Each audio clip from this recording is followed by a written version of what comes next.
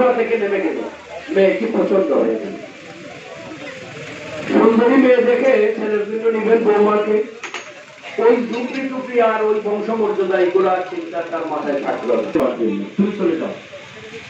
মা বাবা বেরিয়ে আসার পরে তিনি বললেন, আমাকে আপনারা চেনেন? বলো, হ্যাঁ রাজামশাই চিনি। কেন ডাকছেন? আমাদের কি অপরাধ? বলো, কোনো অপরাধ না, তোমার মেয়ে আমার পছন্দ হয়েছে। মা বাবা চরণে পরে বলছে, না না না, এই কাজ হতে পারে না। আমরা হত দরিদ্র চিন্তিকারী পাহাড়ে থাকি, পাহাড়ি জাতি, এই রাজ পরিবারে আমার মেয়ে শোভা পাবে না। বলছে, আমি বলছি তোমার মেয়ের কোনো অসুবিধা হবে না। মা বাবা বলছে, আমাদের কিছু নাই, কিন্তু আমার মেয়েটি খুব ধার্মিক, মেয়েটি খুব ধার্মিক। তিনি খুব খুশি হলেন, সব নিজ খরচে আয়োজন করে বিয়ে হয়ে গেল।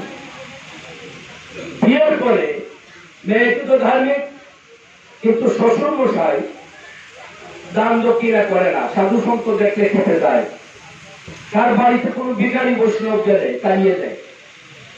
বৌমাকে বললো, আমি শুনেছি তুমি ধার্মিক, কোনো দান দক্ষিণা চলবে না, তুমি যা করো অন্দর মহলে থেকে করো। এইবার অনেক সাধু সন্ত ভিখারি আসে, খাইয়াতে ফিরে যায়। মেয়েটির মনে খুব যন্ত্রণা, আহারে এই সাধন বদল করে, এত ভক্তি, এত শ্রদ্ধা, শ্বশুর বাড়িতে জমিদার পরিবারে আসলাম, কিছুর অভাব নাই, কিন্তু তিনি